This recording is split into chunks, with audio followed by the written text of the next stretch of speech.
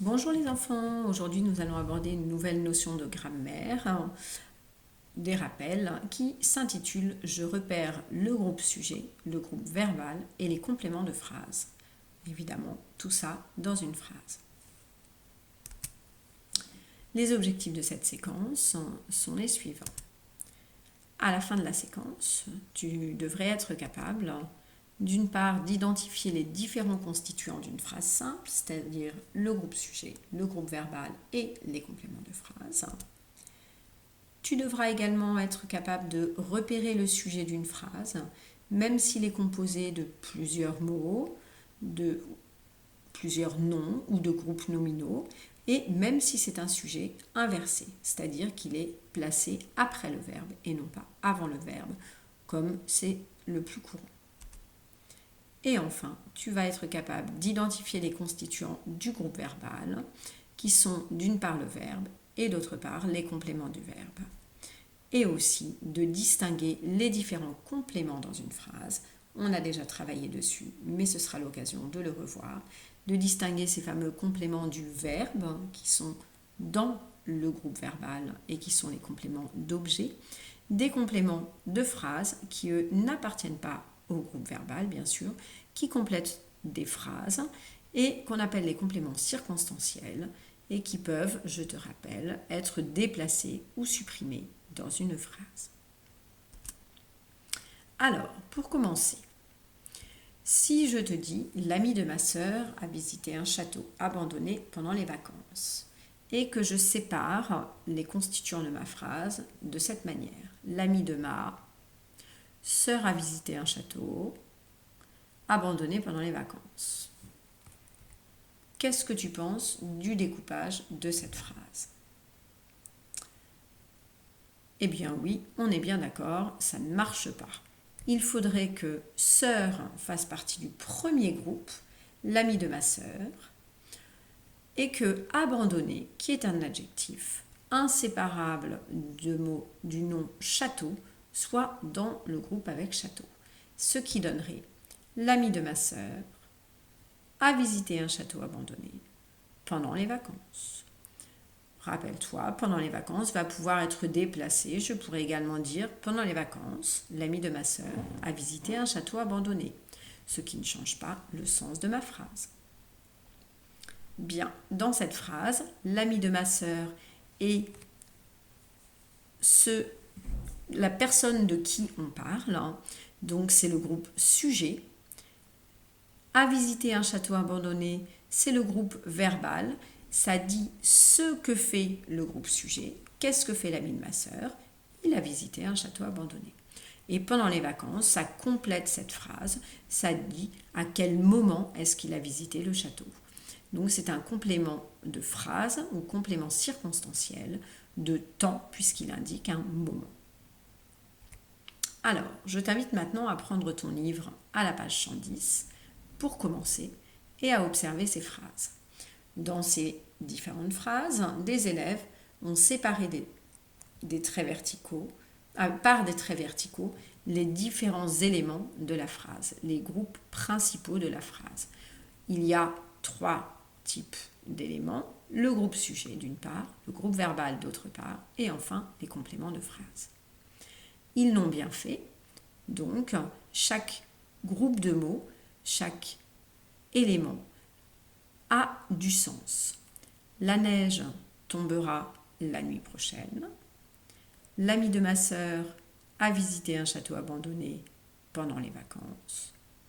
Avec précaution, l'infirmier change le pansement du blessé. À la moindre caresse, mon chat ronronne. Tu boudes ? Dans la forêt voisine, Lucie et Anatole cueillent des champignons. Les trapézistes exécutent leur numéro à plus de 10 mètres du sol. Dans chacune de ces phrases, on voit qu'elles ont été bien séparées et que chaque groupe de mots a un sens et on comprend le sens de la phrase. Maintenant, on te demande dans chacune de ces phrases de trouver le groupe sujet. Et je te rappelle que le groupe sujet, il indique de qui ou de quoi parle la phrase. Il est indispensable à la phrase. Dans un deuxième temps, on te demande de trouver le groupe verbal. Le groupe verbal, il va toujours avec le groupe sujet. Il répond à la question « Qu'est-ce qu'on apprend sur le groupe sujet de la phrase ?» Et enfin, on te demande de chercher s'il y a un complément de phrase ou complément circonstanciel. Et on te rappelle que ce fameux complément circonstanciel, on peut le déplacer dans la phrase ou aussi le supprimer. Donc, je te laisse répondre à ces 3 questions. Pour ça, je t'invite à recopier les phrases sur ton cahier et à souligner, par exemple, en bleu comme ma flèche, le groupe sujet, en rouge comme ma flèche, le groupe verbal, et en vert comme ma flèche, les compléments de phrase. C'est parti, tu mets pause et tu reviens lorsque tu as fini ton exercice. Te revoilà. Alors, dans la première phrase, la neige tombera la nuit prochaine. De qui ou de quoi parle cette phrase? Quel est le groupe sujet? Eh bien, on te parle de la neige. La neige est donc le groupe sujet. Et qu'est-ce qu'on apprend sur la neige? Quel est le groupe verbal? En même temps, dans le groupe verbal, rappelle-toi, il va toujours y avoir le verbe. Eh bien, la neige, qu'est-ce qu'on apprend sur elle? Elle tombera. Tombera est donc le groupe verbal. La nuit prochaine, ça répond à quand est-ce que la neige tombera? À quel moment? Et on peut le déplacer dans notre phrase en disant la nuit prochaine, la neige tombera. On peut également le supprimer, la neige tombera. Mais ça te donne une information à quel moment la neige tombera. C'est donc un complément circonstanciel de temps, complément de phrase. Dans la phrase, l'ami de ma sœur a visité un château abandonné pendant les vacances. De qui parle cette phrase? Quel est le sujet de cette phrase? Qui est-ce qui? C'est l'ami de ma sœur, qui est le groupe sujet. Et cet ami de ma sœur, qu'est-ce qu'on apprend sur lui? Qu'a-t-il fait? Il a visité un château abandonné. C'est notre groupe verbal qui comprend d'une part le verbe à visiter, qui est le verbe visiter au passé composé, et un complément du verbe. Et puis, il reste pendant les vacances, qui est également un complément de phrase, complément circonstanciel de temps, à quel moment, et je pourrais le déplacer en disant pendant les vacances, l'ami de ma sœur a visité un château abandonné. Avec précaution, l'infirmier change le pansement du blessé. De qui ou de quoi parle cette phrase? Qui est-ce qui fait l'action? Eh bien, on est d'accord que notre groupe sujet, c'est l'infirmier, puisque c'est l'infirmier qui est actif dans cette phrase. Qu'est-ce qu'on apprend sur l'infirmier? Qu'est-ce qu'il fait? On apprend qu'il change le pansement du blessé. Change le pansement du blessé est donc le groupe verbal qui se compose du verbe changer au présent et d'un complément du verbe. Il change quoi? Le pansement du blessé. Et enfin, on a encore un complément de phrase qui est avec précaution. Ça nous dit comment est-ce que l'infirmier change le pansement du blessé. Il le change avec précaution. C'est donc un complément circonstanciel de manière. On peut également le supprimer sans changer le sens de la phrase. L'infirmier change le pansement du blessé. Phrase suivante. À la moindre caresse, mon chat ronronne. De qui ou de quoi parle cette phrase? Cette phrase parle, on est d'accord, de mon chat, qui est donc le groupe sujet. Qu'est-ce qu'on apprend sur mon chat? Que fait-il? Il ronronne, qui est le groupe verbal, qui se compose du verbe ronronner au présent. Et il reste un complément de phrase, à la moindre caresse. Là, c'est à quel moment, quand est-ce que mon chat ronronne? À la moindre caresse, c'est donc un complément circonstanciel de temps, là encore. Tu boudes. Là, de qui parle-t-on? Qui est-ce qui boude? Eh bien, c'est tu. Tu es donc le groupe sujet. Et qu'est-ce qu'on apprend du sujet? Que fait-il? Tu boudes. Boude est donc le verbe, le complément, le groupe verbal qui qui se compose donc du verbe bouder au présent. Dans la forêt voisine, Lucie et Anatole cueillent des champignons. De qui ou de quoi parle cette phrase? Eh bien, qui est-ce qui fait l'action? C'est Lucie et Anatole, qui est donc le groupe sujet. Que font Lucie et Anatole? Qu'est-ce qu'on apprend sur Lucie et Anatole? Qu'ils cueillent des champignons, qui est donc le groupe verbal, qui se compose du verbe cueillir, conjugué au présent, et d'un complément du verbe. Ils cueillent quoi? Des champignons. On a également un complément de phrase dans la forêt voisine que l'on peut retirer. Lucie et Anatole cueillent des champignons. Que l'on peut déplacer. Lucie et Anatole cueillent des champignons dans la forêt voisine. Et ça nous indique à quel endroit, dans quel lieu Lucie et Anatole cueillent des champignons. C'est donc un complément circonstanciel de lieu. Et la dernière phrase, les trapézistes exécutent leur numéro à plus de 10 mètres du sol. De qui ou de quoi parle cette phrase? Elle nous parle des trapézistes, qui est le groupe sujet. Qu'est-ce qu'on apprend sur les trapézistes? Qu'ils exécutent leur numéro, qui est donc le groupe verbal, qui se compose du verbe exécuter au présent, et d'un complément du verbe, leur numéro. Et enfin, d'un complément de phrase que l'on peut déplacer. À plus de 10 mètres du sol, les trapézistes exécutent leur numéro. On peut également l'enlever. Les trapézistes exécutent leur numéro. Donc à plus de 10 mètres du sol est un complément circonstanciel, complément de phrase, qui indique à quel endroit ils exécutent leur numéro. Donc c'est un complément circonstanciel de lieu. Bien, j'espère que vous aviez tout trouvé bien comme il faut. Sinon, on va s'entraîner. Et avec le temps, ça deviendra parfait. Dans un deuxième temps, on vous demande maintenant de voir, y a-t-il toujours un complément de phrase dans toutes les phrases? Je vous laisse quelques secondes réfléchir. Avez-vous trouvé des phrases où il n'y avait pas de complément de phrase? Oui, il y en a une. Tu boudes ne contient pas de complément de phrase. Donc, il n'y a pas toujours des compléments de phrase dans une phrase.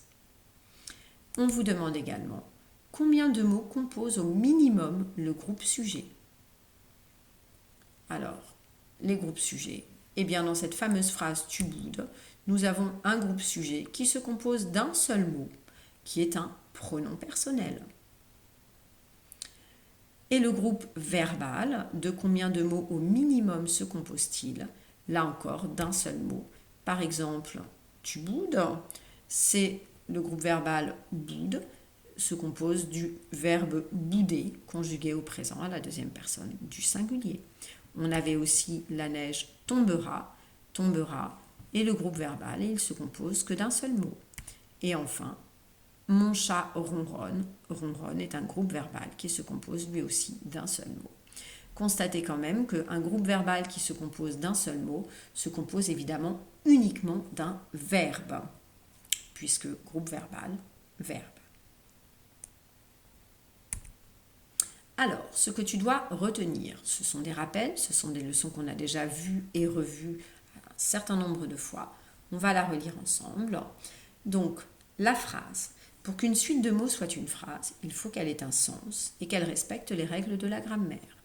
En général, et c'est ce qu'on vient de voir, une phrase est composée d'un groupe sujet qui nous dit de qui ou de quoi on parle, d'un groupe verbal qui nous dit qu'est-ce que fait le fameux sujet, qu'est-ce qu'on apprend sur le sujet, et enfin parfois de compléments de phrases qu'on appelle aussi des compléments circonstanciels. Par exemple, hier soir, Déborah a oublié son livre de lecture à l'école. De qui parle-t-on dans cette phrase? On parle de Déborah, c'est donc notre groupe sujet. Qu'est-ce qu'on apprend sur Déborah? Qu'elle a oublié son livre de lecture. C'est le groupe verbal qui se compose d'une part du verbe oublier conjugué au passé composé, à oublier, et d'un complément du verbe qui est elle a oublié quoi? Son livre de lecture, qui est donc un complément d'objet direct.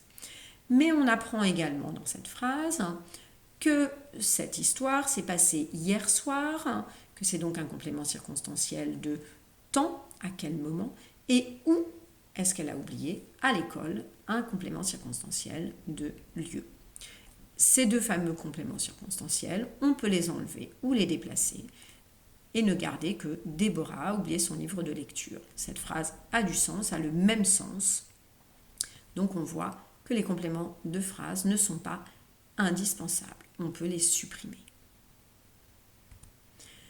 Tu dois également retenir que le groupe sujet, c'est le premier élément important de la phrase. Le plus souvent, il exprime le thème de la phrase, c'est-à-dire de quoi ou de qui la phrase va parler. Mon cousin Jérémy fait ses devoirs. De qui parle cette phrase? Eh bien, cette phrase parle de mon cousin Jérémy. C'est le sujet. Attention à ne pas oublier de mots lorsque tu parles de ton groupe sujet. Et on apprend quoi sur ce fameux groupe sujet, sur mon cousin Jérémy? Eh bien, qu'il fait ses devoirs. Fait ses devoirs, c'est le groupe verbal. Deuxième exemple, la machine à laver est en panne. De quoi parle cette phrase? Eh bien, elle parle de la machine à laver. Et qu'est-ce qu'on apprend de la machine à laver qui est le sujet de la phrase? On apprend qu'elle est en panne et le groupe verbal. Donc, on a vu également dans les phrases d'avant que le sujet pouvait être un groupe nominal, c'est-à-dire il se compose d'un nom avec un déterminant et parfois des adjectifs ou des compléments du nom. Donc un groupe nominal comme par exemple le vent souffle fort. De qui parle cette phrase ou de quoi? Du vent. Le vent, c'est un groupe nominal. Le étant un article, vent étant un nom.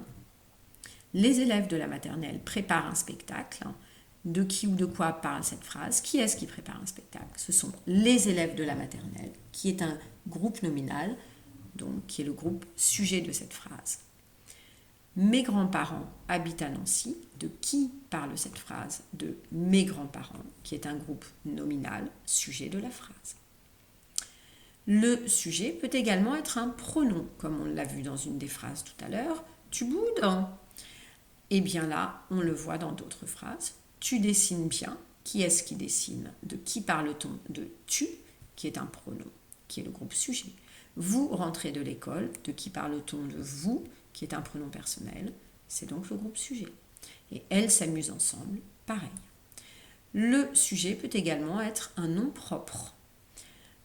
Monsieur Dubois fait ses courses. De qui parle cette phrase? De Monsieur Dubois. Monsieur Dubois est un nom propre. Jordan apprend une poésie. Qui est-ce qui apprend une poésie? De qui parle cette phrase? De Jordan, c'est un nom propre. Paris est la capitale de la France. Pareil, Paris est un nom propre. Attention, même si le sujet n'est composé que d'un seul mot, on l'appelle quand même le groupe sujet. Tu est donc le groupe sujet.